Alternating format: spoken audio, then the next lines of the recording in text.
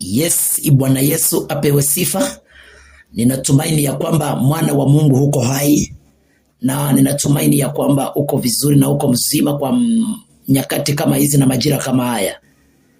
Mungu akupe neema na Bwana akuinue na akubariki.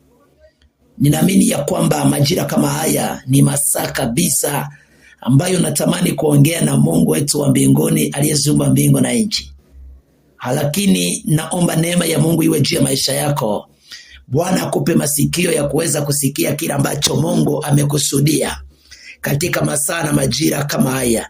Neema ya Bwana iwe juu ya maisha yako na kuombea kuanzia majira kama haya na masaa kama haya. Bwana akufanyie wepesi wa kuweza kusikia kila ambacho Mungu amekisudia kwa ajili yako. Kitakupa amani. Neno la Bwana ni uzima. Neno la Bwana ni uhai. Neno la Bwana ni nuru. Kwa hiyo nakuja tena mara nyingine kwa ajili ya kusema nawe. Naomba Mungu akupe neema kubwa ya kuweza kusikia kila ambacho Mungu amekusudia. Watu wengi hawapendi kuhubiriwa. Watu wengi wanaposikia neno la Mungu wanaliona kama takataka.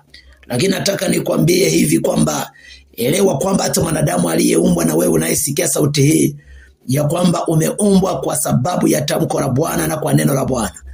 Tazama hivi kitabu cha Mwanzo anaongea vizuri kabisa historia ya jinsi ambavyo alianza kuumba mbingu na nchi. Lakini alipofika wakati wa kuweza kuweka hata wanyama, hata alipofika wakati akatamka na tumuumbe mwanadamu kwa mfano wetu na kwa sura yetu. Kwa hiyo kama Mungu angependa mwanadamu asiwepo na asingekuwepo. Mungu angependa usiwepo na usingekuwepo mwanadamu yoyote, wa kike na wa kiume. Mungu akubariki mabibi na mabwana. Bwana wape neema. Kwa hiyo tambua ya kwamba upo kwa sababu ya tamko na neno la Mungu. Kwa hiyo elewa kwamba umeumbwa kwa neno la Mungu. Mungu akasema na tumuumbe mtu kwa mfano wetu, tumuumbe mtu kwa sura yetu. Kwa hiyo umeumbwa kwa mfano wa Mungu. Kwa hiyo hakuna habari ya kuweza kukwepa neno la Mungu, kwa sababu neno la Mungu lilifanya mambo makubwa. Akasema bahari iwepo na ikawepo. Akasema na nchi kavu iwepo. Kwa hiyo Mungu akaweka bahari na ile bahari ikajitenga na nchi kavu ikajitenga. Naomba neema ya Bwana ikubariki mabibi na mabwana mahali popote ulipo. Mungu akupe neema. Azaba majira kama haya nakuja na ujumbe tena unaosema nisikilize kwa makini. Ujumbe unasema kumjua Mungu. Ujumbe unasema hii ni saa ya kumjua Mungu. Kuna watu baadhi ambao wanaishi duniani bila kumjua Mungu. Wanaishi maisha yao kama vile wao walijiumba. Hawatambui kwamba ni nani aliyeweza kuwaumba na kuwaweka katika dunia hii. Lakini wao wanaishi maisha yao kama wao wanavyojielewa. Wala hawamtambui Mungu ni nani, na wala hawamtambui Yesu ni nani. Lakini nakuja tena mara nyingine kwa majira kama haya kukuambia habari njema za Yesu Kristo, mwana kondoo wa Mungu, ya kwamba inakupasa kumjua. Mungu akubariki. Shikia maandiko na kwenda kusoma Biblia. Na kwenda kusoma Biblia kitabu cha Mambo ya Nyakati wa kwanza, ile sura ya kitabu cha Nyakati Mambo ya Nyakati wa kwanza ile sura ya 28 kuanzia ule mstari wa 9. Haya ni maandiko, ni maneno ya mtumishi wa Mungu Daudi akiwa anamuhusia mwanae, anamwambia mtoto wake. Tazama hivi anasema, nawe Sulemani mwanangu, mjue Mungu wa baba yako, ukamtumikie kwa moyo mkamilifu na kwa nia ya kumkubali, kwa kuwa Bwana tafuta mioyo yote na kuyatambua mawazo yote ya fikira. Ukimtafuta ataonekana, nawe ukimwacha atakutupa milele. Baba, katika jina la Yesu, mwana wa Mungu, mwana kondoo uliye hai, uliyekubali kumwaga damu yako kwa ajili yetu sisi watoto wako. Huu ni wakati nachukua nafasi hii kukushukuru kwa ajili ya ujumbe huu ambao Mungu umeudondosha katika maisha ya watoto wako ili wapate kujua na kuelewa. Mungu, naomba uweze kuongea na kila mmoja asikie sauti na apate kuelewa. Zaidi ya yote niko kinyume na kila roho chafu ambayo imeandaliwa kwa ajili ya kunyakua kile ambacho Mungu nataka kuongea na watu wako ili wapate kutoelewa zaidi. Naomba Yesu uwafungue masikio ya kiroho na ya kimwili wapate kuelewa na kutambua. Kulipitia jina la Mwokozi wetu aliye juu nikiomba nikiamini. Sema amen. Sasa ndugu msikilizaji, katika jioni njema leo ninakuletea ujumbe mpya tena ambao sasa ni ujumbe unaosema kumjua Mungu. Umetoka kitabu cha Nyakati wa kwanza ile sura ya 28 kuanzia ule mstari wa 9. Sikia nitafafanua maandiko hayo. Nawe Sulemani mwanangu, mjue Mungu wa baba yako. Daudi akawa anamwambia mwanae Sulemani, akimwambia ya kwamba inakupasa kumjua Mungu zaidi. Sasa haya ni maneno ya mtumishi wa Mungu Daudi ambaye alikuwa akimwambia mwanae Sulemani, lakini leo haya maneno hayamwangukii Sulemani tena. Haya maneno yanakuangukia wewe, mwana wa Mungu, ambaye sasa ulioko katika dunia hii.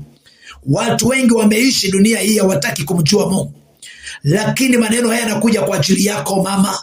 Maneno haya yanakuja kwa ajili yako baba, ya kwamba inakupasa kumjua Mungu zaidi. Watu wengi wanaishi maisha yao. Watu wengi hawataki kumjua Mungu ni nani. Watu wengi wanamwona Mungu kama shemeji yao. Watu wengi wanamwona Mungu kama bibi yao. Watu wengi wanamwona Mungu kama babu yao. Lakini nataka nikwambie, mwana wa Mungu, mwana kondoo, nataka nikwambie ya kwamba anahitaji kuzungumza nawe, mwana kondoo wa Mungu, ya kwamba inakupasa kumjua Mungu. Daudi alimwambia mwanae Sulemani, akamwambia inakupasa kumjua Mungu zaidi, na inakupasa kabisa. Usikie maneno, nawe Sulemani mwanangu, mjue Mungu wa baba yako. Inakupasa umjue Mungu aliyeziumba mbingu na nchi. Hebu elewa hivi kwamba Mungu, tazama, alikuumba akakuweka duniani mwanadamu, lakini inakupasa umjue sana. Na furaha ya Mungu ni pale atakapoona unamjua sana. Lakini watu wengi sana wameishi duniani bila kumjua Mungu. Hebu tazama, umejua kubeti lakini humjui Mungu kabisa. Unabeti mpaka ulimwengu unakutambua. Unabeti mpaka dunia yote inakutambua, lakini humjui hata Mungu kidogo. Wanadamu wengi, umejua kuiba lakini haumjui Mungu. Unajua kuiba lakini humjui Mungu. Utapata faida gani katika kuiba? Utapata faida gani katika kuibia watu? Utapata faida gani katika kubomoa maduka ya watu? Utapata faida gani katika kuibia watu mbuzi zao? Utapata faida. Umejua kuiba, umejua kubomoa, umejua kupeleka nguruwe za watu, lakini hata kumjua Mungu hakuna. Utapata faida gani katika habari ya kuiba? Utapata faida gani katika hali ya kukata maduka ya watu? Utapata faida gani? Ni heri ukamjua Mungu wa Ibrahim. Ni heri ukamjua Mungu wa Isaka. Sasa wito wangu masana majira kama haya, inakupasa umjue Mungu. Tazama hivi leo Daudi anamwambia Sulemani, nawe Sulemani mwanangu, umjue Mungu wa baba yako, lakini pia nasema ukamtumikie. Ndio, umejua kubeti lakini umjui Mungu, utasaidiwa nini? Umejua kuiba lakini umjui Mungu, utasaidiwa nini? Unajua kutongoza mpaka wanawake wote wanakukubali, mpaka vijana mabinti wote wanakukubali, lakini umjui Mungu, utasaidiwa nini? Umejua kulewa, unalewa mpaka pombe inakukubali, mpaka gongo inakukubali, mpaka rubisi inakukubali, mpaka nzuga inakukubali, mpaka kila kileo chochote kinakukubali. Umejua kulewa lakini umjui Mungu. Mwana wa Mungu, utapata faida gani? Utapata faida gani katika kujua kulewa na huku umjui Mungu? Wa Tanzania, hii ni saa ya kumgeukia Bwana wa majeshi aliye hai na kumjua Mungu kwamba Mungu ni nani. Ni kweli umejua kulewa lakini umjui Mungu. Umekuwa mumbea, unajua mpaka kuwadanganya watu, mpaka wananyoka wanakuelewa, lakini umjui Mungu. Tazama hizi video, nataka niwaambie, tarehe moja unajua kuwadanganya watu, unadanganya watu mpaka wanakuelewa, unadanganya watu mpaka unafaulu, lakini umjui nani? Umjui Mungu. Utapata faida gani katika kujua kuwadanganya watu naombea, lakini huko umjui Mungu? Basi majira kama haya, hii ni sauti ya mwana kondoo inaongea na maisha yako. Hii ni sauti ya mwana kondoo inaongea na maisha yako. Haya ni maneno ya mtumishi wa Mungu Daudi, anamwambia Sulemani ya kwamba mwanangu, yakupasa kumjua Mungu sana. Inakupasa umjue Mungu sana, kwa sababu ndiye aliyeshikilia hatima ya maisha yako. Nielewe mwana wa Mungu, popote ulipo unasikia sauti hii, ni kweli umejua umejua kucheza kibonanza. Unacheza kibonanza mpaka kinakuitikia abe. Unacheza kibonanza mpaka kinakuitikia naam. Umejua kucheza kibonanza mpaka kinatema pesa. Lakini nataka nikwambie mwana wa Mungu popote ulipo, lakini umekosa kumjua Mungu. Inakupasa umjue Mungu na uelewe ya kwamba Mungu ndiye aliyekuweka duniani. Mungu ndiye aliyekuumba. Mungu ndiye aliruhusu uingie duniani. Lakini hutaki kumjua nani? Hutaki kumjua Mungu. Lakini Biblia inasema kitabu cha Mambo ya Nyakati wa kwanza ile sura ya 28 kuanzia mstari wa 9 anasema, nawe Sulemani mwanangu, mjue nani? Mjue Mungu wa baba yako. Lakini pia akamwambia, akamsihi, ujitahidini sana kumtumikia, ukamtumikie kwa moyo mkamilifu. Ukamtumikie kwa moyo mkamilifu. Watu wa Mungu hawataki kumjua Mungu. Watu wa Mungu na hawataki kumtumikia Bwana. Leo hii ukiwaambia watu kumtumikia Bwana, wanaona kumtumikia Bwana ni bali watumikie maisha yao. Wanaona kumtumikia Bwana ni bali watumikie maslahi yao. Wanaona kumtumikia Bwana ni bora watumikie mabosi wengine wapate mishahara kila mwezi. Lakini nataka nikwambie, inakupasa umjue Mungu sana, na baada ya kumjua Mungu sana, inakupasa umtumikie Mungu kwa moyo. Mtumikie Mungu kwa moyo mkamilifu. Usimtumikie Mungu kwa kinyongo, mtumikie Mungu kwa moyo mkamilifu. Lakini pia akasema, na kwa nia ya kumkubali. Lazima uwe na nia ya kumkubali Bwana, kwa kuwa Bwana utafuta mioyo yote, na anasema utafuta mioyo yote na kuyatambua mawazo yote ya fikira. Ukimtafuta ataonekana, ndio, ukimtafuta ataonekana, nawe ukimwacha atakutupa milele. Unaona? Naye ukimwacha atakutupa milele. Kwa hiyo kuna hatari. Mwana wa Mungu inakupasa kumjua Mungu, umjue Mungu. Leo hii watu makanisani ni kama kituo cha polisi. Yaani mtu anamaliza miezi 3 bila kwenda kanisani. Hataki kumjua Mungu. Kwa mwezi anaenda kanisani mara moja. Hataki kumjua Mungu. Na wengine hawajui mlango wa kanisa uko wapi. Watu hawataki kumjua Mungu. Lakini nataka nikuulize swali. Unakataa kumjua Mungu, siku ya mwisho utapelekwa na nani? Na watu wengi wamedanganywa ya kwamba mbingu haipo. Mbingu ipo, jehanamu ipo, na mateso yapo. Kwa hiyo inakupasa kumjua Mungu anataka nini, anakataa nini. Usiishi maisha ya kutomjua Mungu. Lazima uishi maisha ya kumjua Mungu. Na baada ya kumjua Mungu, huwezi ukaniambia unamjua Mungu wakati hata kanisani uende. Haiwezekani ukaniambia kwamba unamjua Mungu wakati hata maagizo yake hujawahi kuyashika. Leo hii mpaka unashangaa kutomjua Mungu ni hasara. Leo hii mpaka unashangaa unakuta Mkristo siku ya Jumapili yuko shambani analima, yuko shambani anafanya kazi zake. Huko kote ni kutomjua Mungu. Kama ulimwengu ungemjua Mungu, hakuna mwanadamu yeyote Mkristo ambaye anaweza siku ya Jumapili kwenda kufanya kazi shambani. Akijua hilo, akimjua Mungu, atajua siku ya Jumapili huwa ni siku ya kwenda kanisani, kwenda kumwabudu Mungu. Kwa hiyo nataka nitutu kwamba ni kweli umejua kubeti, lakini huna habari ya kumjua Mungu. Ni kweli umejua kuiba, wewe ni mastaki, wewe ni koki wa kuiba vitu vya watu, lakini umjui Mungu. Inakupasa umjue Mungu. Na ukimjua Mungu, hautaendekeza mambo ya ujambazi na hautaendekeza mambo ya kuiba. Lazima umjue nani? Umjue Mungu. Umejua kutongoza, lakini umjui hata Mungu. Unafikiri hata huyo naye mtongoza atakusaidia nini kwenye maisha yako? Lakini pia umejua kulewa, lakini hata umjui Mungu. Lakini umbea ni mwingi, lakini umjui Mungu. Unajua kucheza kibonanza, lakini umjui Mungu. Utapata faida gani kujua kucheza kibonanza na kukijua vizuri na huko umjui Mungu? Ngoja nikwambie mtumishi wa Bwana, haya maisha tunayoishi hapa duniani, tunaishi maisha mafupi sana. Tunaishi maisha mafupi sana. Tunaposhindwa kumjua Mungu, tutapata shida, tutapata tabu. Haya maisha tunayoishi hapa duniani, tunaishi maisha ya kimuda. Hatuishi milele hapa duniani. Na ukitaka kujua kwamba huwezi kuishi milele hapa duniani, hebu nenda ukamuulize baba yako yuko wapi. Ulikuwa na baba yako, lakini ulimzika kwa mikono yako. Alienda wapi? Hivyo baba yako alivyoenda, babu yako alivyoenda, ndivyo utakavyoondoka na wewe. Kwa hiyo tunaishi kimuda hapa. Biblia inasema sisi ni maua yanayechanua leo, lakini kesho yakanyauka. Maua yanachanua katika kipindi cha mvua, lakini kwenye kipindi cha jua hayo maua yananyauka. Na sisi wanadamu tuko kama maua.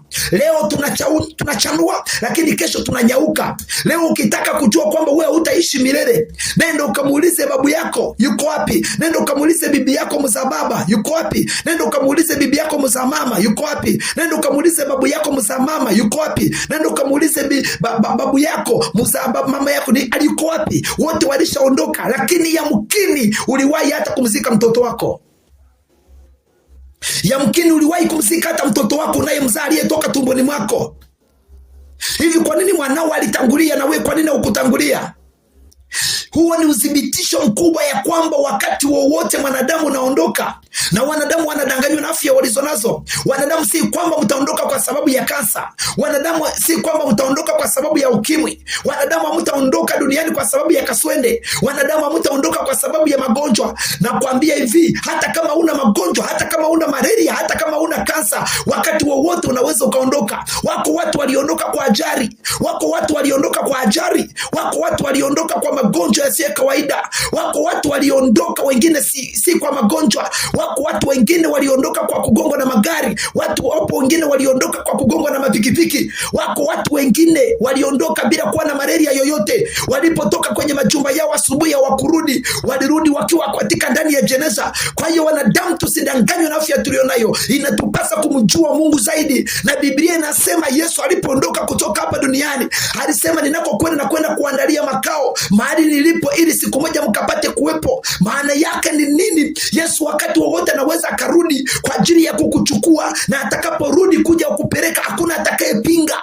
Na malaika na wachawi wote na waganga wote walio duniani hakuna atakayeweza kupinga. Sasa wewe unaishi maisha ambayo haumjui Mungu kabisa. Unajua kulewa, lakini kumjua Mungu ni shida. Unajua kubeti, lakini kumjua Mungu ni shida. Unajua kulewa, lakini kumjua Mungu ni shida.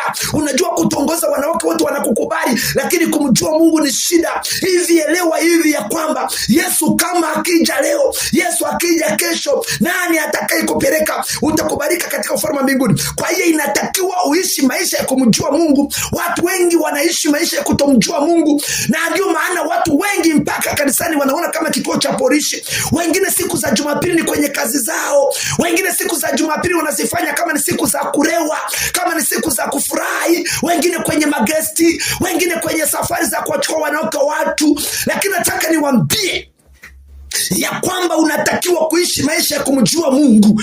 Unakataa kuishi maisha ya kumjua Mungu wakati ndiye aliyekuumba akakuweka hapa duniani. Na Biblia inasema Yesu atarudi kuwachukua. Atachukua akina nani wanaomkataa ukiwa duniani? Na wengine wanadanganya ya kwamba eti kumjua Mungu ni siku ya kifo, eti kumtafuta Mungu ni siku ya kifo. Mwanadamu, usipomtafuta Mungu ukiwa hai na ukiwa duniani, hebu nisahau ya kwamba ile siku ya kifo chako ni siku ya hukumu. Maandiko yanasema.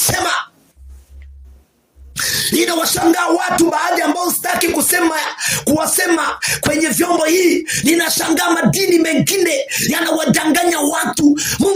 Mtu anapomaliza kufa wanaanza kutangaza, hebu leta sadaka ya kumwombea marehemu. Wewe una uwezo wa kumwombea marehemu? Wewe una uwezo wa kumwombea marehemu ili Mungu aweze kumsamehe madhambi yake? Una uwezo? Ni sadaka gani itakayomwombea marehemu ili Mungu ile sadaka imshawishi aweze kumsamehe yule mtu? Hakuna sadaka ya kumsamehe mtu akisha kuwa amekwisha kufa. Watu tuache kudanganyika. Watu tuambie ule ukweli. Watu wanadanganywa ya kwamba eti toa sadaka kwa ajili ya kumwombea marehemu. Hakuna sadaka ya kumwombea marehemu. Hiyo ni mafundisho ya kipepo. Hayo ni mafundisho ya kuwapoteza watu. Hayo ni mafundisho ya kuwapoteza watu. Mnapoteza watu, ipo siku mtakuja kutoa hesabu. Sikia maandiko yanavyosema. Sikia maandiko yanavyosema. Sikia maandiko. Sikia maandiko yanavyosema. Sikiliza maandiko. Sikiliza maandiko. Sikiliza maandiko. Sikiliza maandiko. Sikia maandiko. Sikia maandiko yanavyosema. Tuache kudanganyana hapa. Sikia nikuletee Haleluya, haleluya. Bwana Yesu asifiwe.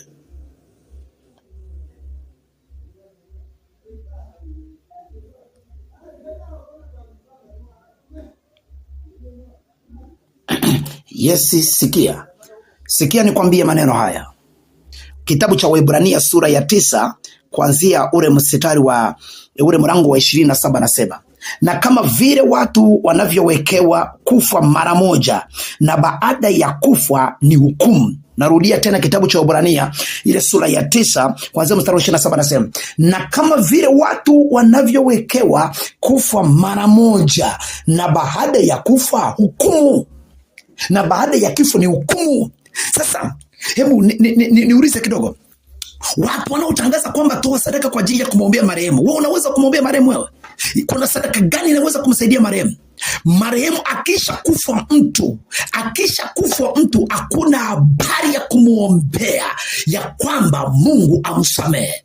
Baada ya kifo cha mtu hakuna habari ya kumshawishi Mungu kwa sadaka ya kwamba amsamehe makosa yake yote. Mtu ameishi maisha ya kutomjua Mungu, anakufa, alafu watu wa kujipendekeza wanapeleka ibada mara pale, wanakwenda kuambia watu toweni sadaka zenu kwa ajili ya kumwombea marehemu. Hakuna sadaka itakayomponya mwanadamu mwenye dhambi yoyote. Kama amefanya maasi, ameshindwa kumjua Mungu wakati wa kipindi chake yuko duniani, asitegemee ya kwamba kuna sadaka yoyote inaweza kumsaidia na kumwokoa. Kuna sadaka yoyote ambayo Mungu inaweza ikamshawishi ya kwamba amsamehe dhambi zake za kuamkia kwenye kileo pasipo kwenda kanisani. Unaona? Kwa hiyo nataka niwaambie hivi, unapoishi maisha ya duniani, hebu jitambue kumjua Mungu ili Mungu akusaidie ile siku ya mwisho. Nataka nikwambie hivi, mwanadamu aliyemjua Mungu hata akifa na usipotatoa sadaka, roho yake itapokelewa bila wasiwasi, roho yake itapokelewa bila shida yoyote. Watu tunadanganywa na elimu za kidunia ya kwamba Mungu eti hayupo. Nataka niwahakikishie ya kwamba Mungu yupo. Hebu sikia maandiko, maneno ya Daudi anamwambia Sulemani, mwanangu mtafuteni Bwana, hebu kamtumikieni kwa moyo wote. Maana yake wanaamini, Daudi anaamini ya kwamba Mungu yupo na dunia itambue Mungu yupo. Hebu elewa nani aliyekuleta duniani. Hayo ni kwa sababu ya kuishi maisha ya kutomjua Mungu. Na watu wasiotaka kumjua Mungu, maasi ni makubwa. Ndio, maasi ni makubwa. Maana ukikosa kumjua Mungu, matendo mabaya yataongezeka katika dunia hii. Wizi wa ajabu utaongezeka katika nchi ya Afrika. Wizi, utapeli wa ajabu utaongezeka katika nchi ya Tanzania. Lakini watu wakimjua Mungu watatokana na wizi wa kubomoa maduka ya watu na kupeleka mapikipiki ya watu. Maana watu wakimjua Mungu watakuwa na hofu. Ni hatari kuishi duniani bila kumjua Mungu. Ni hatari sana kuishi duniani bila kumjua Mungu. Lazima uishi maisha ya kumjua Mungu. Na tazama hivi, Biblia nasema maovu ya baba hataweza kuyachukua mtoto, na maovu ya mtoto hataweza baba kuchukua maovu ya mtoto wake, na maovu ya baba hataweza kuyachukua maovu ya mtoto wake, na mtoto hatachukua maovu ya baba yake. Na ndio maana natoa wito kwa watu ambao mnasikia sauti hii, kila mmoja awe mwanamke, kila mmoja awe baba, kila mmoja awe mtoto, kila mmoja awe kijana wa kike na kiume, kila mmoja anatakiwa kutafuta nafasi ya kumjua Mungu. Kila mmoja anatakiwa kumjua Mungu zaidi. Lakini watu wanaishi duniani bila kumjua Mungu. Na ndio maana watu wengi wanasema Yesu amezeeka. Yesu akija kuzeeka, watoto wako na wajukuu wako wote watakuwa wameisha kabisa.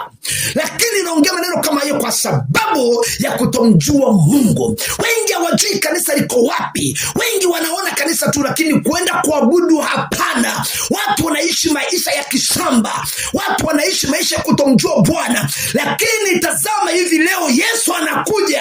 Ni nani atakaye mlaki Bwana Yesu? Yesu. Watu wengi wanamkataa Yesu. Watu wengi wataki kumjua Yesu. Watu wengi wanakataa kumjua mfalme wa falme. Mtachukuliwa na nani dakika ikifika? Elewa hivi, iko parapanda, kifo kipo na utaishi duniani. Mtoto wako ulimzika wapi? Babu yako ulimzika wapi? Yamkini wengine walishapoteza na wake zao, lakini nao walitamani kuishi kama wewe unavyoishi. Si kwamba walikuwa ni watenda dhambi kuliko dhambi zako, si kwamba walikuwa ni waasi wakubwa kuliko maasi yako, lakini bado Mungu amekupa nafasi ya kutubu, amekupa nafasi ya kurejea, lakini bado hiyo nafasi unaitumia vibaya. Tazama hivi leo bado unapumua, lakini bado nafasi Mungu aliyokupa unaitumia vibaya. Kumjua Mungu nakataa. Unapohubiriwa injili, unasema wanaohubiri injili hawana kazi za kufanya. Labda umepungukiwa kiakili, labda umepungukiwa kifedha. Hatuhubiri injili kwa sababu ya upungufu wa kifedha. Hatuhubiri injili kwa sababu ya masikini au hatuna kazi za kufanya. Tunahubiri injili hii tukiwa tunamaanisha ya kwamba iko siku roho ya wanadamu itatakika kwenye ufalme. Wala Mungu hatataka fedha zako, wala Mungu hatataka magari yako, wala Mungu hatataka duka lako. Siku moja utaliacha, Mungu ataitaka roho yako, na hiyo inakupasa kumjua Mungu. Hii ni sauti ya mtu aliye nyikani, inasema tengenezeni njia zenu, yanyosheni mapito ya Bwana. Pastor Mwinjilisti Florian mhubiri injili. Hii ni sauti ya Bwana inaongea, inasema na maisha yako. Tazama, unaishi maisha ya kutomjua Mungu, lakini iko siku utataka kumjua Mungu. Huo wakati utakuwa umeisha.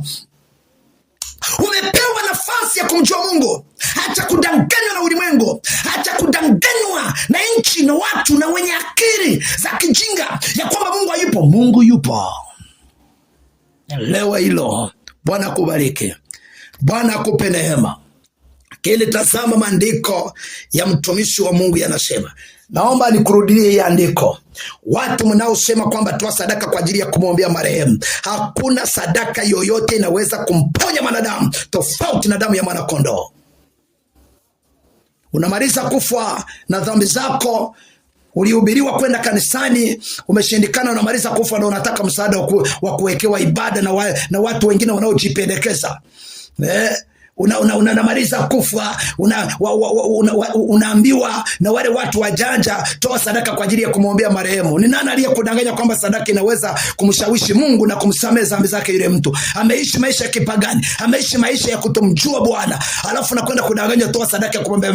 Hakuna sadaka yoyote inayoweza kumponya mwanadamu na dhambi zake. Kama mwanadamu akitoka duniani hapa bila kutubu na kurejea na kumwambia Baba, nimekosa, nimeiba mbuzi za watu 20, nimeiba ng'ombe za watu 100, nimeiba mapikipiki ya watu 200. Kama mwanadamu hawezi kutubu dhambi zake wakati angali akiwa hai, asitegemee kuna sadaka yoyote itaweza kumsamehe madhambi yake kule mbinguni. Mungu hashawishiki na fedha, Mungu hashawishiki na vitu vya ovyo. Hata mungepanga magari 200, hata mungepanga magari 500, mukayapanga hapo, mukasema ya kwamba Mungu tumekutolea kanisani, lakini msamehe huyo mtu ambaye amekuja kwako, amekuja ameua watu, amekuja ametapeli watu, amekuja ametenda dhambi hii. Na kuambia hivi, Mungu atawaambia pelekeni magari yenu, ninatoa hukumu ya haki.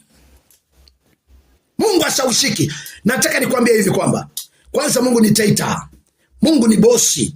Hakuna tajiri yoyote duniani kama Mungu. Hata hao watu wa Freemason hawa, hakuna tajiri yoyote kama Mungu. Na hao watu wa Freemason ni watoto wadogo kwa Bwana. Kwa hiyo nataka nikwambie Mungu hashawishiki. Kinachomshawishi Mungu ni utakatifu. Bwana akubariki sana. Mtumishi wa Mungu Daudi anamwambia Sulemani, mjue sana Bwana Mungu wa baba yako na umtumikie kwa moyo wako wote. Mpendwa, mjue Mungu, yaishi maisha ya kumjua Mungu, na Mungu alete hofu juu ya maisha yako. Usiishi maisha ya kipagani, na Bwana atakupa neema. Mungu akubariki. Bwana akupe neema, Bwana akupe nguvu, na Bwana akutunze. Wako watu walioishi maisha ya kumjua Bwana, wako watu walioishi maisha ya kumjua Mungu. Akina Paulo na Sila waliishi maisha ya kumjua Bwana, lakini Mungu aliwapigania. Yeyote anayeishi maisha ya kumjua Bwana, lazima wakati wa vita, lazima Mungu ampiganie. Na simaanishi ya kwamba unapomjua Mungu kwamba hakuna changamoto, unapomjua Mungu kwamba hakuna majaribu. Majaribu yapo, lakini majaribu ya mwenye haki yanapokuja, Mungu hakatai kuja kumpigania. Mungu hakatai kuja kwa ajili ya kuwa pamoja naye. Angalia watu walioishi maisha ya kumjua Bwana, akina Paulo na Sila. Biblia inasema walikamatwa, Biblia inasema walitiwa gerezani wakati wanamuombea yule mtu mwanguzi, lakini hawakuwa na shaka yoyote. Lakini Mungu aliwasaidia kwenye chumba cha gereza, kwa sababu Mungu aliwasaidia, kwa sababu wale watu walikuwa wanamjua Mungu. Yeyote anayemjua Mungu lazima Mungu ampiganie. Hata mimi mwenyewe kama nisingekuwa namjua Mungu, ninavyoiona Ngorongoro, ninavyoona kijiji na kitongoji hiki, mambo yanayotokea, vitu vinavyotokea, na wachao waliojaa kwenye kijiji na vitongoji, wangekuwa wameshamaliza maisha yangu. Lakini niko hai kwa sababu ya kumjua Baba yangu, na ninawatangazia wachawi jioni ya leo, moto wake juu ya maisha yenu. Waliopanga vita kwa dhidi ya maisha yangu, moto ukawarudie na vikao vyao vikawarudie. Nawe na kuombea majira kama haya, ya kwamba mahali popote ulipo, wanaotesa maisha yako, wewe mtu wa Mungu unayemjua Bwana, wapingwe stroke, wapingwe moto, wanaoleta vita juu yako, wanaoleta madawa kwenye mlango wako, wanaoleta madawa kwenye duka lako, wanaoleta madawa kwenye hoteli yako, wanaoleta chuma ulete kwako, ikawapate wao, ikawarudie wao, wanaosababisha hasara juu yako, hasara ikawarudie katika jina la Yesu. Na kuombea jioni ya leo, na kuombea mida hii, na kuombea asubuhi ya leo, na kuombea mchana wa leo, na kuombea muda wote, kwa neno la Bwana wa majeshi haya. Bwana akuonekanie, na kuombea na kufunika damu ya mwana kondoo. Ninakufunika mkono wa Kristo, Kristo aliye hai, mwana kondoo. Bwana akupiganie, Bwana ujue maisha yako, na kuombea kumjua Mungu mahali popote ulipo, na kuombea roho ya kumjua Bwana. Kama kuna roho ya kutomjua Bwana, hiyo roho na ipasua, ni roho ya kipepo, ni roho ya kishirikina, ya kichawi, na ipasua hiyo roho. Kuanzia sasa natangaza kumjua Bwana, maana wakati utakapomjua Bwana, ziko baraka zako, iko neema yako, kwa jina la Bwana wa majeshi aliye hai. Naomba Mungu akufanye kumjua Bwana. Umeishi maisha ya kutomjua Yesu, umeishi maisha ya kutomjua Bwana. Umejua kubeti sawa, umejua kuiba sawa, umejua kubomoa maduka watu sawa, umejua kutengeneza funguo za kufungua kila kufuri sawa, lakini umekosa kumjua Bwana. Hapata kuwepo faida yoyote kujua hayo yote. Umejua kulewa sawa, hapata kuwepo faida yoyote bila kumjua Bwana. Iko faida kubwa utakapomjua Bwana. Iko faida kubwa utakapomjua Bwana Mwokozi.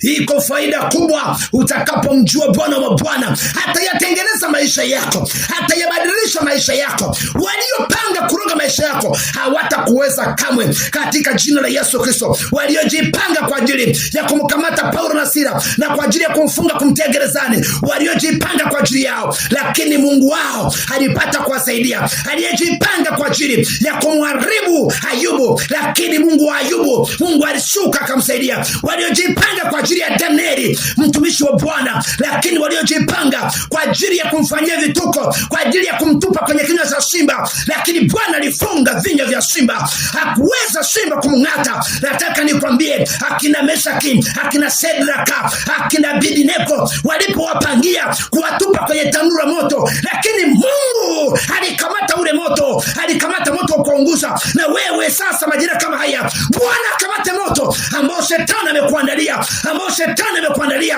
ambao wachao amekuandalia, ambao Freemason amekuandalia. Bwana akamate moto, hauzuie usikunguze. Iko rabo shaka yanda, liko robo sete keti liyaba. Wewe ni Mungu mfalme wa falme, unakwenda kuonekana. Tazama masana majira kama ya, ninapasua kila roho, wachao wote, na watumia moto wa Roho Mtakatifu kila mahali kokote walipo, wawe katika mashamba yao, wawe kwenye mapango yao, wawe kwenye biashara zao, wawe kwenye senta yoyote. Nataka nikwambie, lazima roho akufichue, lazima roho akufichue. Inakuona mahali ulipo, inakuona ulipokaa, inakuona ulikosimama, inakutumia moto. Achia moto kwenye nguo zako, achia moto kwenye maisha yako. Kila roho unayoitengeneza na kila silaha unayoitengeneza itakumaliza wewe, itakufyeka wewe kwa jina la Yesu Kristo, mwana wa Mungu wetu aliye hai. Inaachilia upako dhidi ya maisha yako. Ninaachilia uwezo juu ya maisha yako. Wanaofuatilia maisha yako, ninaachilia ulinzi wa kutosha. Watu wanafuatilia maisha yako, kile unachokifanya wanakufuatilia, kile unachokitengeneza wanakufuatilia. Hao wanaokufuatilia walio na makusudi ya kuharibu biashara yako, walio na makusudi ya kuharibu mtazamo wako, naongea kwa neno la Bwana wa biashara. Hao watu ndio waharibikiwa wao, waliojipanga kuharibu wakaharibikiwa wao, waliojipanga kuua wakafe wao pamoja na watoto wake, katika jina la Yesu Kristo, ili wajue msiba ni kitu gani. Wanatengeneza misiba kwenye maisha yako, lakini wao hawajui maumivu ya misiba, na hii misiba walioitengeneza kwako ikawarudie wao kwa mamlaka niliyopewa katika jina la Yesu. Hata kama unaumwa kichwa, hapo hapo ulipo weka mkono wako juu ya kichwa. Hata kama unaumwa tumbo, weka hapo kwenye tumbo lako kwa mamlaka ya mbinguni. Ninapoza kichwa hicho kwa jina la Yesu Kristo. Funguka, naona unafunguka kuanzia sasa. Wewe unayeumwa tumbo, inasitisha magonjwa ya tumbo katika jina la Yesu, na kuona unafunguka. Inapasua kila ngome ya kipepo na ya kichawi, inaipasua kuanzia sasa katika jina la Yesu. Neema ya Bwana ikufunike.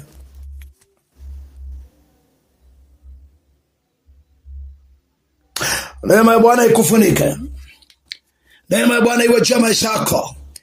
Na weka watoto wako mbele za Bwana. Mungu awatunze na kuwalinda. Bwana awe pamoja nao, na Bwana watunze katika jina la Yesu. Awalinde maana wako waliojipanga kwa ajili ya uzao wako, lakini waliojipanga kwa ajili ya uzao wako, waliopanga mbinu ya kuwa uzao wako, uzao wao lazima ndo uharibike wao. Kile walichokipanda lazima wakivune wao, kile walichokiandaa lazima kiwamalize wao. Kila silaha walioiandaa kwa ajili yako, kila silaha walioandaa kwa ajili ya watoto wako, itawageukia wao, itawamaliza wao. Walioleta majini wanawatakisha kafara, lazima wewe utakufa. Lazima aliyeleta yale majini yammalize yeye, kafara itokee kwake katika jina la Yesu. Neema ya Bwana ikulinde. Na iombea Tanzania, Mungu ibariki Tanzania. Naiombea Tanzania, Mungu ibariki Tanzania. Naiombea Afrika, Mungu ibariki Afrika. Naiombea Israeli, Mungu ibariki Israeli. Ulisha ibariki komesha vita iliyo katika Israeli. Mungu wa mbinguni, naombea nchi ya Rwanda, Mungu aibariki, aipe neema, aipe ulinzi wa kutosha. Na katika nchi hii na watu wake waliomo, Bwana uwatunze. Mabunge, maraisi, makamu wa raisi, walimu wote wa taaluma, walimu wote wa sekondari, katibu tarafa, mwenyekiti wa kijiji, mwenyekiti wa kitongoji, kila mwenyekiti wa kitongoji na watu wake, na waweka mbele za Bwana. Mungu aweke ulinzi katika kitongoji chako katika jina la Yesu. Mwenyekiti wa kijiji, wana kijiji wako, Bwana watunze na kuwalinda, na mamlaka kuu ikawa juu ya maisha yako. Bwana akutumie kama apendavyo, si kwamba utumike kama utakavyo, ila Bwana akutumie, akupe hekima, akupe maarifa. Katibu tarafa, akupe hekima, akupe maarifa katika jina la Yesu. Baraza lolote lile, Bwana lipe hekima, Bwana lipe maarifa. Walimu wa taaluma, Bwana watunze, Bwana walinde pamoja na wanafunzi wake katika jina la Yesu. Mungu alete neema, Mungu alete baraka katika nchi yake. Mungu alete neema, Mungu alete baraka katika mji wa Morogoro. Inatubu kwa ajili ya damu za watu ambazo zilimwagwa kinyume na taratibu na Bwana. Laana iliyotamkwa, Yesu unaweza kuifuta. Laana unaweza kuziondoa. Damu nyingi zimemwagika, watu wengi wameuawa, watu wengi wamekufa, ardhi imelaaniwa. Nakiri kwa ajili ya damu za watu zisizoweza kumwagwa, watu waliouawa kikatili. Naomba Mungu wa mbinguni waachilie rehema zako, waachilie msamaha wako. Bwana usamehe nchi yako, Bwana usamehe kijiji chako na kitongoji chako katika jina la Yesu Kristo. Naomba baraka za Mungu ziwe pamoja nao. Ninaamini hakuna mchawi yoyote akufurukuta. Majira kama haya ninalikamata anga la kichawi, inakamata anga la kichawi wa kike, na kamata anga la kichawi wa kiume. Wote nafunga kuanzia sasa katika jina la Baba na la Mwana na Roho Mtakatifu. Bwana akubariki, Bwana akupe neema. Pastor Florian, mhubiri injili, mwinjilisti wa kizazi hiki. Neema ya Bwana ikubariki. Amen.